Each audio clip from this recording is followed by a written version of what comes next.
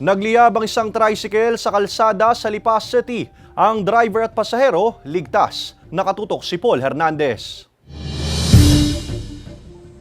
Makapal na usok ang sumalubong sa mga motorista sa JP Laurel Highway sa Lipa City, Batangas. Nasusunog na palang isang tricycle doon tanghali nitong linggo. Ayon sa BFP Lipa City, gas leak ang sanhi ng pagliyab. Mabilis daw nakababa ang tricycle driver at ang sakay na dalawang pasahero. Sa hose po, yung gas po niya. Dun po sa may makina, then yun po, nagsimula na po doon ang apoy po. Agad na tumulong ang mga tauhan ng mga establishmento sa lugar para maapula ang apoy. Walang naiulat na nasaktan o nadamay pang mga sasakyan. Humigit kumulang 20,000 piso ang tayang pinsala sa sunog. Pagkadating po namin, naapula na po ito.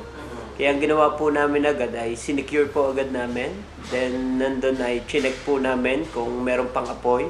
Abiso ng mga otoridad na regular na inspeksyonin ang kondisyon ng ibibiyahing sasakyan, pampasahero man o pribado para maiwasan ang kaparehong insidente. Kasama si Kel Ravaca, Paul Hernandez. Balitang Southern Tagalog.